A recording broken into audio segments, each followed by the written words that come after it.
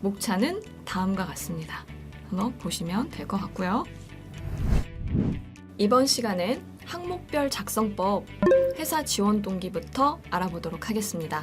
지난 시간에 말씀드린 것처럼 지원 동기 부분은 회사 지원 동기와 직무 지원 동기 두 가지로 나뉘어지고요. 이것은 결이 너무 다르기 때문에 따로 쓰는 방법을 알아봐야 한다고 말씀드렸었죠. 그래서 회사 지원 동기부터 시작해 보도록 하겠습니다.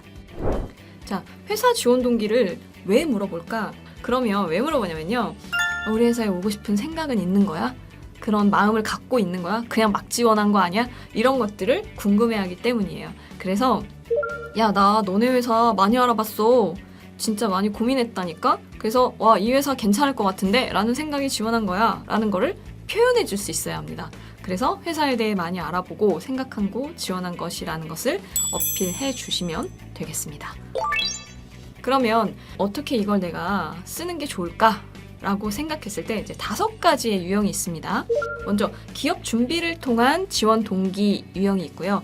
그다음에 기업 분석을 통한 지원 동기 유형, 그다음에 회사 선택 기준 제시를 통한 지원 동기 유형, 정확한 목표 설정을 통한 지원 동기 유형, 그다음에 경험을 바탕으로 한 지원 동기 유형, 이렇게 5가지가 있고요. 각각의 5가지가 어떻게 써야 하는지를 하나씩 보여드리면서 제가 설명을 드리겠습니다. 자, 먼저 기업 준비를 위한 입사 지원 동기입니다. 이 기업 준비라는 건요, 내가 직접 몸으로 뛰어서 이 기업에 대해서 알아봤어 라는 거에 대해서 하는 거라고 보시면 되겠습니다. 기업 준비를 하는 데 있어서는 당연히 이 기업이 내가 접근할 수 있는 부분이어야 하기 때문에 보통은 B2C 기업에 적합하겠죠.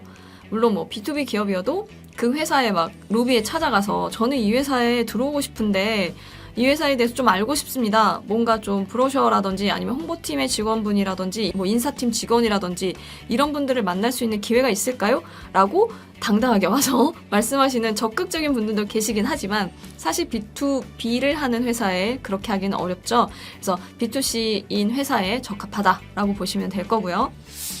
한번 읽어보실까요?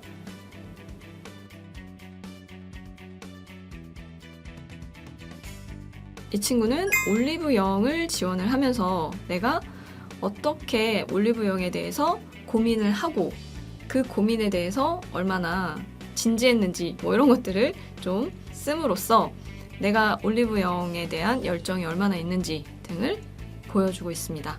그런데 이렇게 하시는 게 한 기업에 진짜 너무 가고 싶다면 하시면 진짜 좋습니다.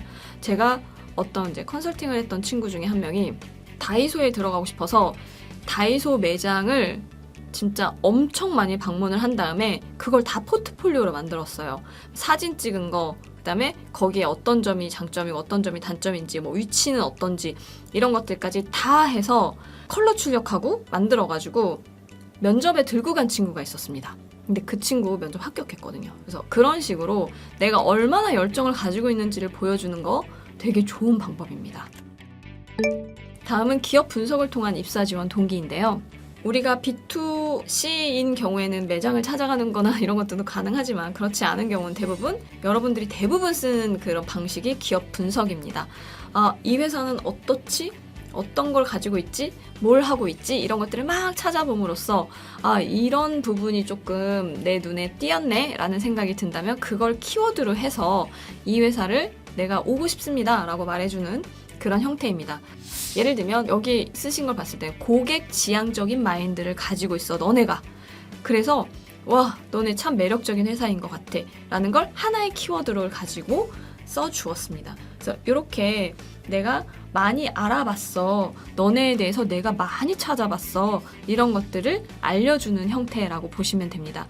이게 왜 중요하냐면요, 회사 입장에서는 그냥 회사 홈페이지만 한번 본 친구인지 아니면 기사들도 막 다 찾아보고 우리의 지사가 어디 있는지도 확인해보고 우리 회사의 막 연역을 한번 훑어봤다라든지 이제 그런 것들을 얼마나 공부를 했는지를 글만 보면 알 수 있습니다. 왜? 우리 회사 얘기니까. 그래서 그런 부분들이 잘 드러날 수 있게 분석하고 그거에 대해서 써주는 거 이런 것들이 중요합니다. 다음은 회사 선택 기준 제시를 통한 입사 지원 동기입니다. 요즘에 많은 기업들이 우리 회사에 왜 지원했어요? 라고만 물었더니 왜 지원했냐면요 하면서 되게 어렵게 쓰고 있다는 걸 깨닫고 너는 선택 기준이 뭐야? 회사를 선택할 때 어떤 걸 중요하게 생각해? 그게 우리 회사랑 맞아? 라는 것들을 질문하면 조금 더 잘 쓰더라 라는 걸 알기 때문에 이렇게 질문을 많이 하고 있습니다. 너가 생각하는 회사 선택의 기준은 뭐고 기준에 우리 회사가 어떻게 부합하는지를 써줘 라고 하는 것도 회사 지원 동기입니다. 글로벌 지향적인 회사인지가 내가 선택하는 기준에 있어서 되게 중요해. 왜냐면 나는 이런 경험을 해봤고 그래서 이게 얼마나 중요한지를 알기 때문이야. 그런데 너네 회사가 정말 글로벌 지향적이더라고. 그래서 나는 이 회사에 너무 가고 싶어 라고 글로벌 지향성이라는 키워드 하나로 쭉 연결해서 쓸 수 있다. 이렇게 키워드를 바탕으로 이 회사에 대해서 분석하고 그 회사에 대해서 써주는 거. 그럼으로써 이 친구가 공부를 좀 많이 했구나 우리 회사에 대해서 그런 걸 보여주는 거. 이런 것들이 중요합니다. 그러면 내가 먼저 선택하는 기준을 잡고 이 회사에 대해서 공부를 할 것인가?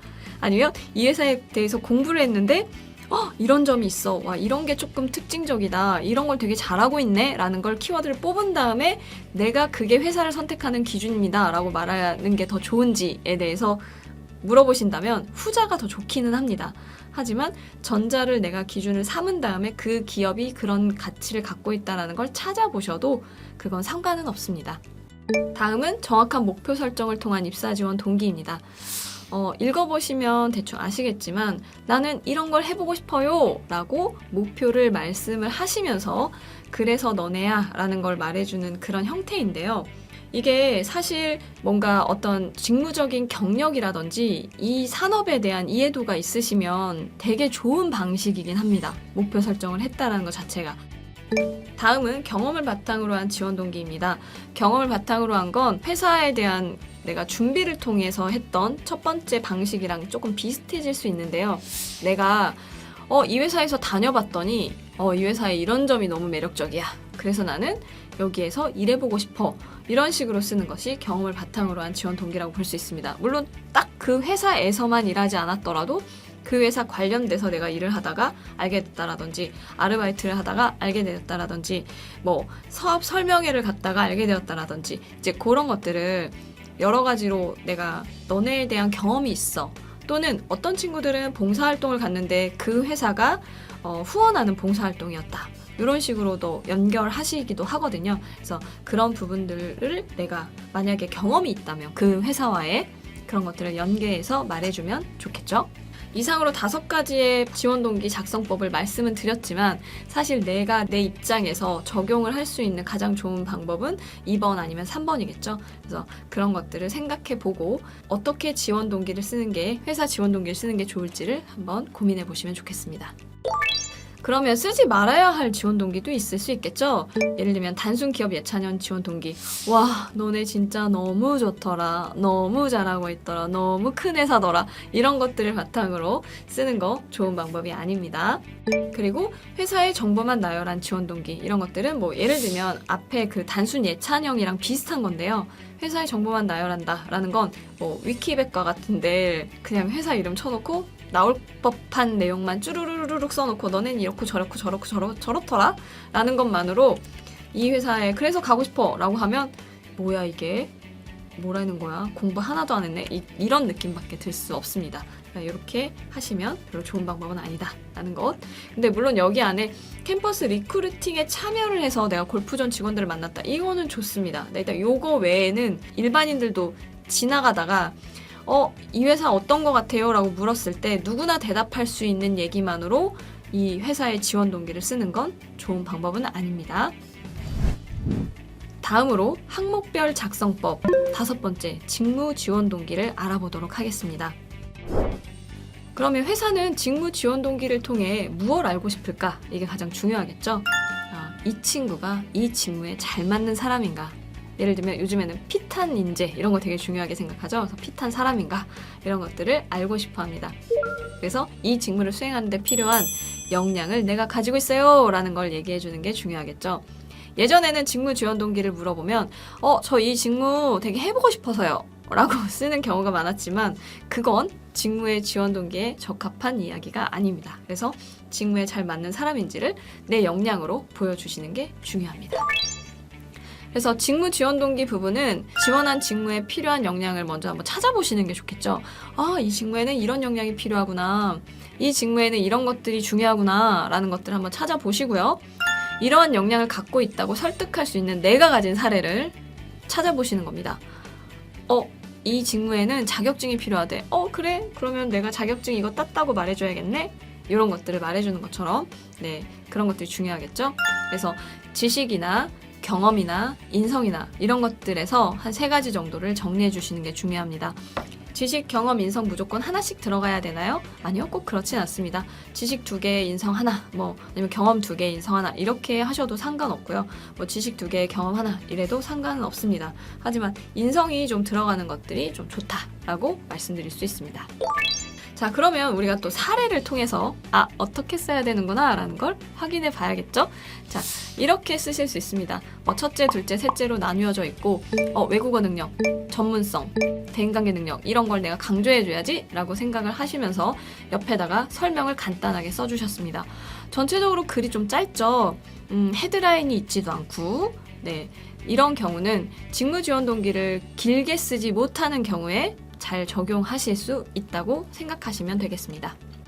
다음 사례는 보시면 헤드라인도 각 단락별로 나누어져 있고 그 단락에 회로 분야의 전문성 하면 그거에 대한 설명, 팀 플레이어로서 리더이자 조력자로서의 역량도 설명해 주었고 그 다음에 영어로 내가 어떤 것들을 잘할 수 있는지에 대해서도 또 설명을 해주었습니다. 근데 설명들도 다 길죠? 이런 경우는 앞과 달리 조금 더 길게 쓸 수 있을 때 적용할 수 있는 거다라고 생각해 주시면 되겠습니다. 다음은 헤드라인을 첫째, 둘째, 셋째 위에다가 다 내지 않고 하나로 전체적으로 보여줄 수 있는 헤드라인을 냈고 거기에 맞는 역량들을 이렇게 나열해 주었습니다. 이렇게도 작성 가능하다라는 것. 여러 가지 형태가 나올 수 있고 그건 글자 수에 따라 달라질 수 있고 내가 표현하고자 하는 거에 따라 달라질 수 있다는 걸 제가 보여드리고 있습니다. 그래서 보험 계리의 전문성, 수치적 능력, 커뮤니케이션이 필요해 라는 걸 내가 3개의 키워드를 잡고 그거에 대해서 내가 가지고 있다, 이런 역량이 있다 라는 것들을 보여주는 얘기를 해주시면 되겠습니다. 자, 이거의 경우에도 헤드라인을 하나만 냈죠. 헤드라인을 내고 근데 첫째, 둘째, 셋째를 저는 뭘 가지고 있습니다 라고 쓴 다음에 설명하고 뭘 가지고 있습니다 라고 설명하고 이렇지 않고 그냥 쭉 말로 설명을 해주었죠. 그래서 이렇게도 가능하다라는 걸 보여드리려고 준비했습니다. 다음은 헤드라인은 없이 그냥 첫째, 둘째, 셋째 해서 내가 2갈씩으로 쓴 다음에 그 2갈씩에 대해서 설명해주는 글을 써야지 라고 이렇게 작성해 주셔도 됩니다. 이해 가시죠? 그래서 이런 방법으로도 쓸 수 있구나 라는 걸 한번 읽어보시면서 이해하시면 좋겠습니다. 마지막으로 보면 이제 이렇게도 쓸 수 있습니다. 맨 위에 그냥 포괄적으로 3가지로 말씀드릴게요 라고 한 다음에 첫째, 둘째, 셋째 라고 했고요. 이걸 제가 사례로 또 준비한 이유 중에 하나는 마지막에 보면 글로벌한 서비스를 기획하며 회사와 함께 성장하고 싶습니다 라고 되어 있죠. 입사 후 포부를 물어보지 않는 회사의 경우에는 이런 걸 강점 및 준비사항, 그러니까 직무 지원 동기에 적어 주심으로써 이런 걸 해보고 싶다라는 것까지 어필하고 그래서 나는 진지합니다 라는 얘기를 강조할 수 있기 때문에 이렇게도 쓸 수 있다라는 걸 말씀드리겠습니다. 아마 보시면서 느끼셨겠지만 첫째, 둘째, 셋째 또는 첫째, 둘째, 셋째 마지막으로 이런 식의 얘기들을 통해서 너무 인위적으로 쓴 것 같은데요? 라고 느껴지실 수 있어요. 꼭 저렇게 첫째, 둘째 이렇게 해야 됩니까? 라고. 그런데 사실 제가 아까 맨 처음에도 말씀드렸다시피 자기소개서는요, 정말 읽기 편해야 합니다. 그게 그냥 읽는데도 편해야 되지만 눈으로 딱 보는 순간 이 친구가 뭘 얘기하려고 하는구나 라는 게 눈에 보이는 순간 이해도가 빡 올라갑니다. 그래서 첫째, 둘째라는 게 되게 인위적으로 보이실 수도 있겠지만 내가 얘기하고자 하는 걸 명확하게 전달하는 방법입니다. 그래서 되도록이면 써주시면 좋고요. 어떤 친구들은 1, 2, 3 이렇게 숫자로 쓰기도 합니다. 왜?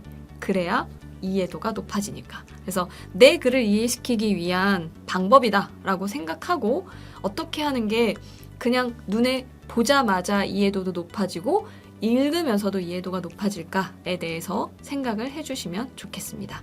여기까지 직무지원동기였습니다. 항목별 작성법 6번째, 입사 후 계획입니다. 입사 후 계획은 왜 물어보는지 한번 들어가 볼까요? 너 입사하면 뭐 하는지 알고 있어?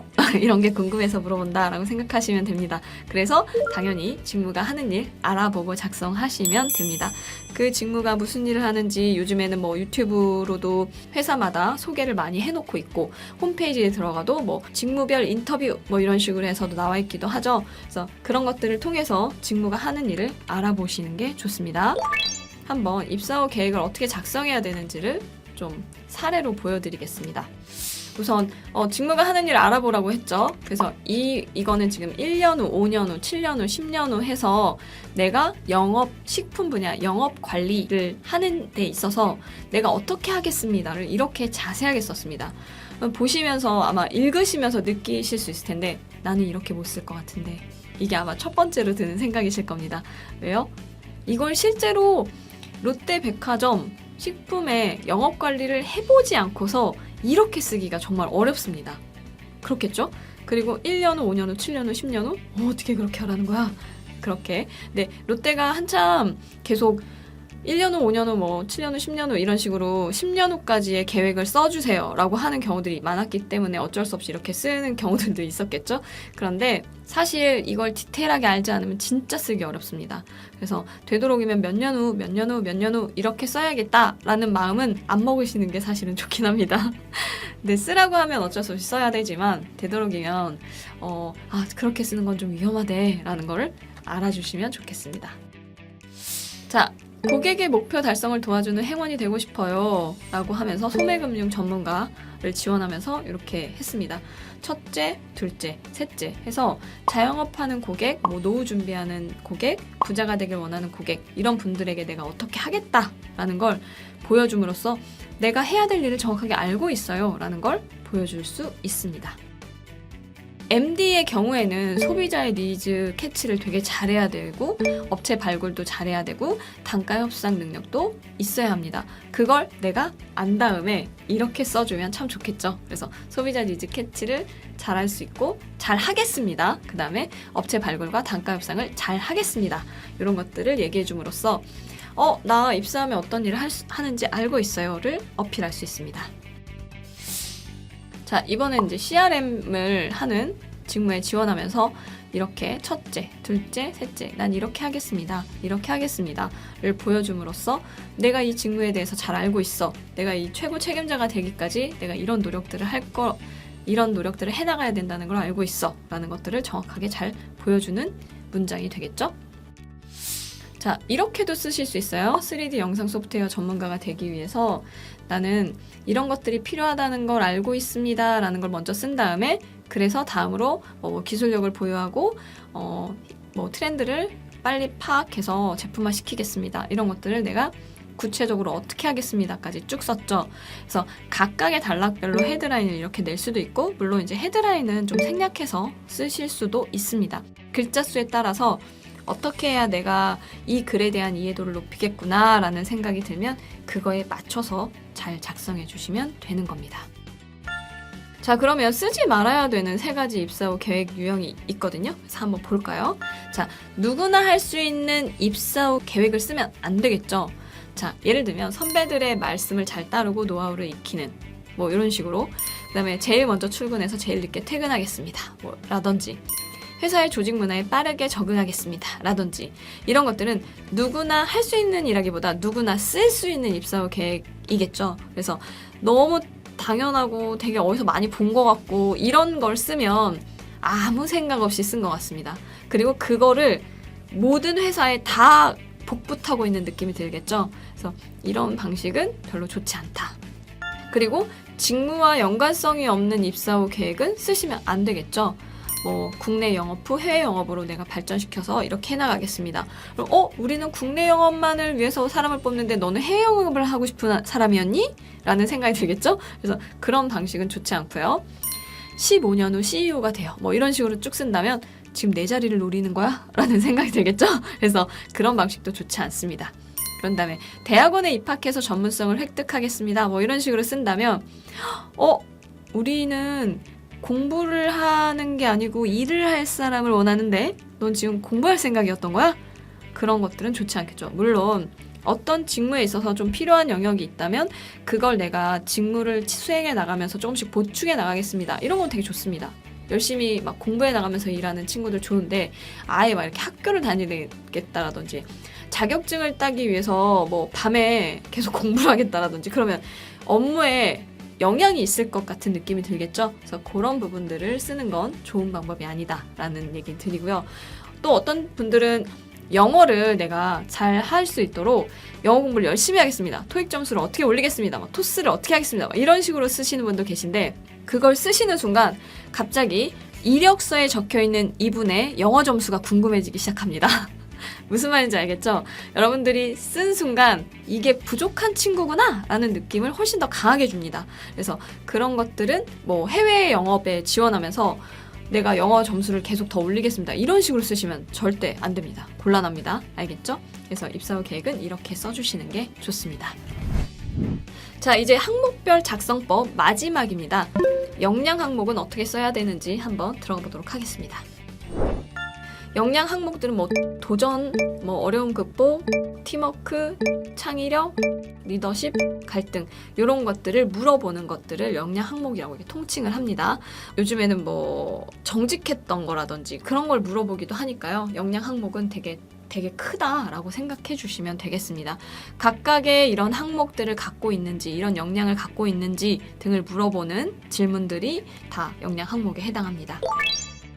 그럼 역량 항목은 어떻게 작성해야 되는지 한번 생각해 볼까요? 너는 도전적인 일을 해봤니? 라고 물어봤어요. 그러면 나 이런 도전을 해봤죠. 라고 쓰는 경우들이 있습니다. 그러면 그 도전을 해봤다라는 게 나를 보여주나요? 단순히? 그렇진 않겠죠.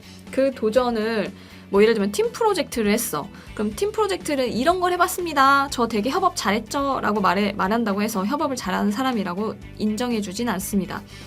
어떤 활동을 했는지는 물론 중요할 수 있습니다. 하지만 그 활동을 한 모든 사람들이 다 똑같은 역량을 갖고 있는 건 아니잖아요. 그렇기 때문에 내가 가진 역량이 이래라는 걸 설명해 줄 수 있는 이야기가 아주 자세히 들어가야 됩니다. 그래서 어떤 노력을 했는지 중심으로 작성하셔야 됩니다.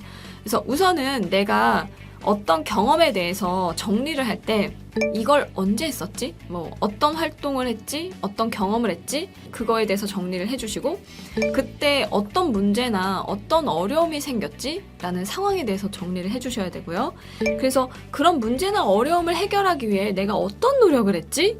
이런 걸 행동으로 정리를 해주셔야 됩니다. 그리고 결과는 뭐고 이 경험을 통해 얻은 게 뭔지는 간단하게 정리를 해주시면 됩니다. 그래서 제가 빨간색으로 표시한 것처럼 되게 중요합니다. 행동, 내가 어떤 노력을 했는지, 내가 이 문제를 해결하기 위해, 이 어려움을 해결하기 위해 내가 이것도 해봤고요, 저것도 해봤고요, 이렇게도 해보고요, 저렇게도 해봤습니다. 이런 얘기를 할 수 있으셔야 됩니다. 그래서 이런 얘기를 해줘야 내가 얼마나 이 역량을 가지고 있는지, 뭐 도전이라면 도전 정신을 갖고 있는지, 뭐 창의력이라면 창의적인 마인드를 갖고 있는지 이런 것들을 말해줄 수 있습니다. 상대방한테 이해시킬 수 있는 거겠죠? 그러면 하나씩 사례를 들어가면서 말씀을 드려보도록 하겠습니다. 먼저 도전 항목에 대해서 어떻게 쓰는 것이 좀 별로고 어떻게 쓰는 게 좀 괜찮은 건지를 한번 읽어보시면 여러분도 확 느껴지실 수 있을 겁니다. 단순히 국토대장정을 했습니다 라는 게 내 도전 정신을 보여줄 수는 없습니다. 여기 보시면 뭐 팀원들과 파이팅을 외쳐서 완주하고자 노력했다, 성취했다, 끝이에요. 내가 어떤 노력을 했는지, 이걸 해결하기 위해서 어떤 노력을 했는지는 나와 있지 않습니다.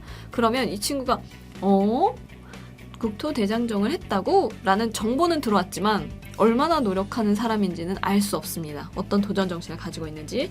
자, 그러면 다음 글을 한번 볼까요?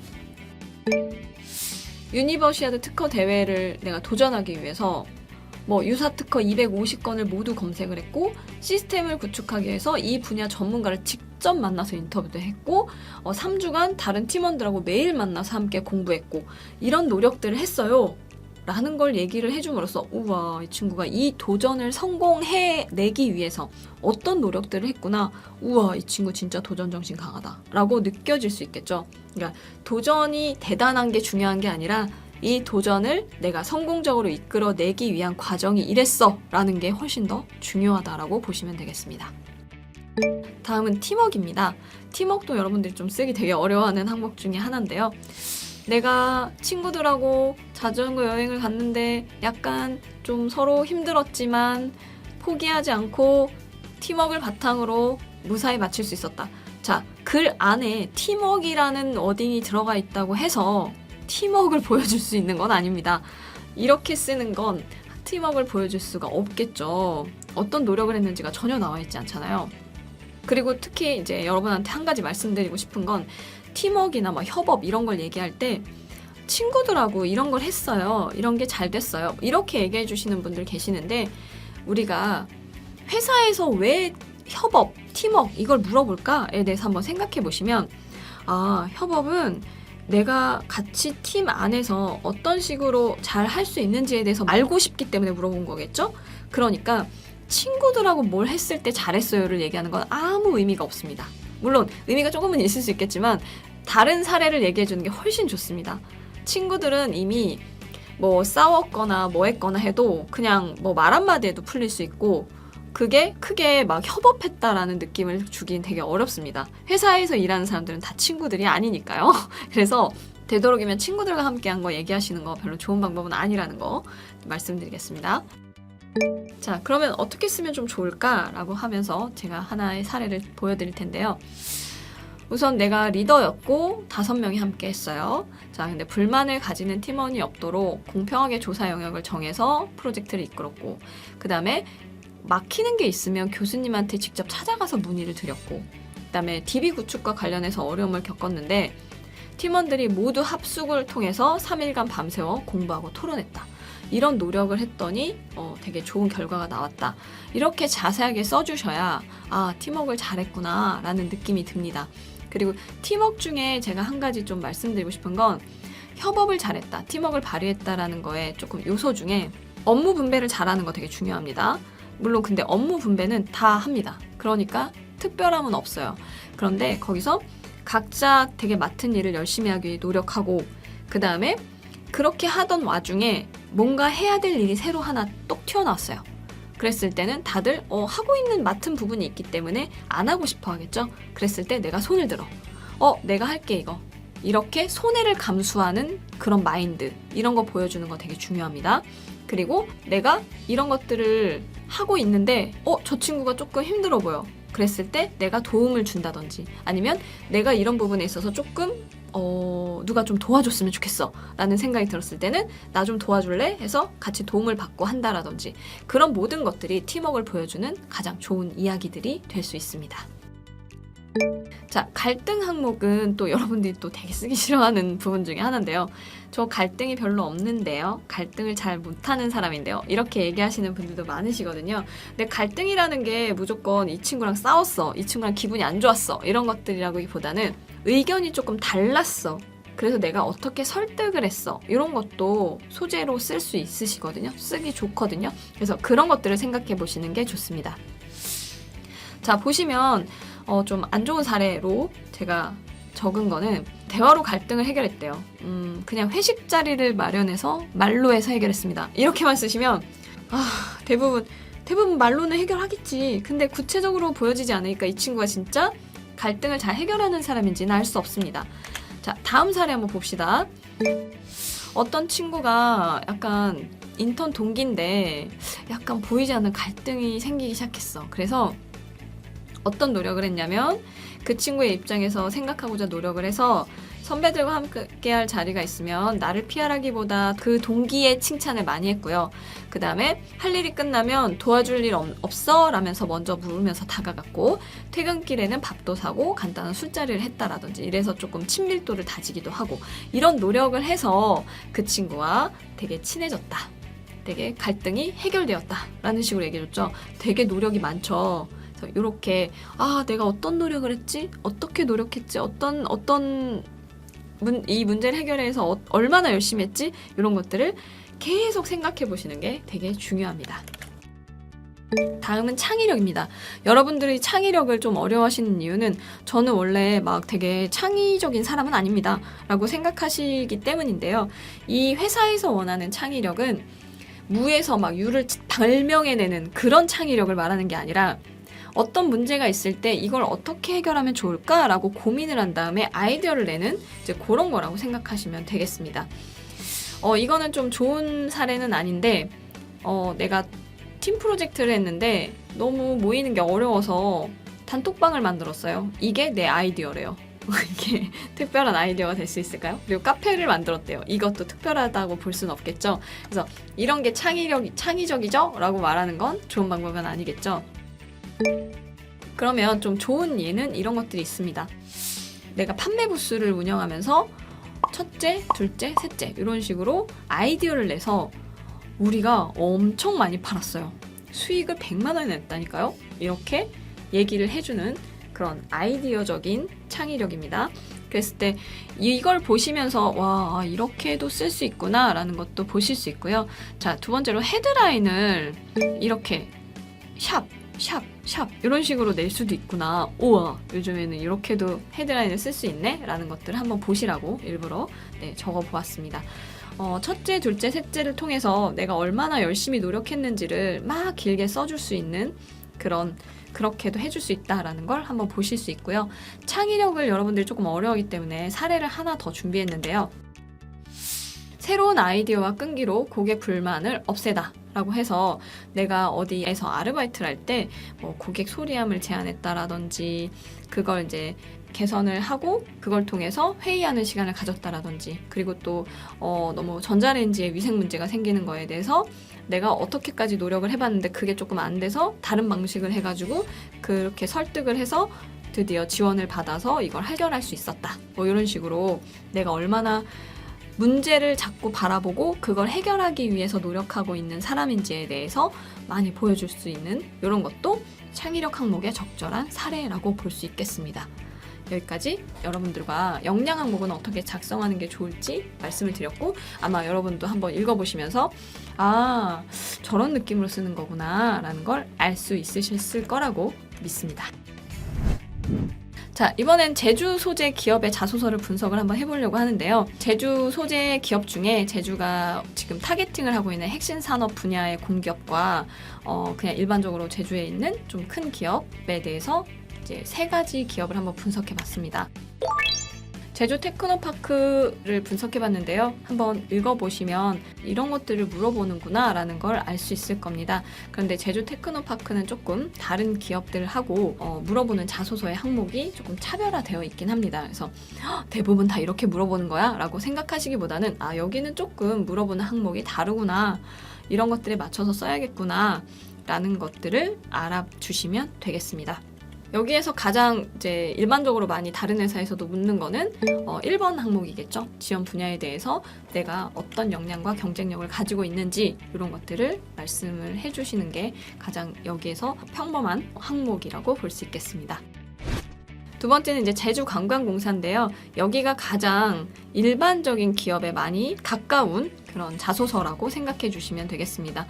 역량 항목을 상당히 많이 물어보거든요. 도전적인 목표를 세우고 성취한 경험, 그다음에 장애물이나 난간에 부딪혔을 때 이걸 극복한 경험, 직장인으로서 직업 윤리가 왜 중요한지, 그다음에 공동의 목표를 위해 협업했던 경험, 그다음에 조직 생활에서 가장 중요한 부분이 무엇이었다고 생각하는지 이런 것들을 물어봤습니다.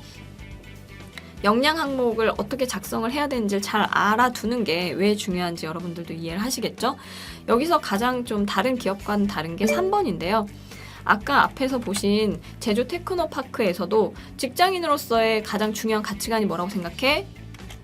라는 걸 물어봤던 것처럼 여기도 직장인으로서의 직업 윤리가 왜 중요해? 라고 생각하는지에 대해서 물어보잖아요. 이거는 공기업이기 때문에 물어본다 라고 생각하시면 되고요. 공기업에서는 이런 부분들을 좀 많이 물어본다라는 걸 알고 계시면 좋을 것 같습니다. 다음은 네오플 자소서를 한번 준비했는데요. 전체적인 자기소개, 그 다음에 입사 지원하신 이유와 지원하신 분야를 희망하는 이유, 면접관이 꼭 알아주었으면 하는 점, 이런 것들이 나와 있고, 그 다음에 지원 분야에 합격하신 후 도전하고 싶은 걸 장래 포부와 함께 적어달라고 했죠. 그 다음에 4번은 여러 회사에 동시 합격한 경우에 어떤 걸 최우선으로 선택할 건지, 그 다음에 5번은 네오플의 인재사항에 대해서 나와 있고 관련된 일화를 말해달라고 했습니다. 이런 걸 쓰실 때 먼저 예를 들면 이제 1번부터 써야지 라고 생각하실 수 있어요. 그런데 1번부터 쓰기 시작하면 전체적인 자기소개에 난 뭘 넣어야 되지? 라는 생각이 들겠죠? 그래서 우선은 살짝 비워두십니다. 그런데 여기에는 사실 쭉 한번 읽어보면 이 직무에 내가 적합하다라는 거에 대해서 쓰는 항목이 조금 없잖아요. 그런 걸 다 읽어본 다음에 전체적인 자기소개를 쓰셔야 돼요. 1번 항목을.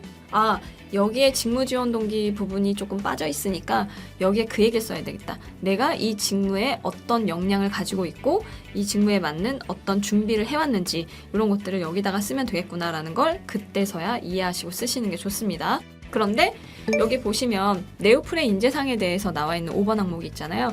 여기에 들어간 내용을 내가 만약에 팀워크라고 해서 썼어 라고 했는데 전체적인 자기소개에 또 팀워크가 들어가면 안 되겠죠. 그렇기 때문에 네오플의 인재상 팀워크 똑똑함 열정 중에 난 뭘 쓸까를 하나를 정하신 다음에 그걸 빼고 전체적인 자기소개 부분에 들어갈 키워드를 결정해 주시는 게 중요합니다. 그러니까 여러분들이 자소서를 딱 받은 순간 1번부터 써야지 라고 생각하시면 안 되고 전체적으로 다 읽어본 다음에 나는 여기에다 어떤 얘기를 써줄까? 어떤 사례를 여기다 붙여주면 좋을까? 이런 것들을 다 고민을 하신 다음에 쓰시는 게 좋습니다. 이해 가시겠죠? 그래서 여러분들이 미리 조금 더 소스를 내가 가지고 있는 사례나 경험이나 이런 것들을 조금 더 정리를 해놓은 다음에 그걸 기반으로 자소서를 이렇게 끼워 맞추기 해본다라고 생각하시는 게 좋습니다. 그래서 여러 자소서를 많이 한번 1번부터 5번까지 다 읽어보고 거기에 맞춰서 내가 모듈화한다라고 보시면 되겠습니다. 여기까지 마치도록 하겠습니다. 감사합니다.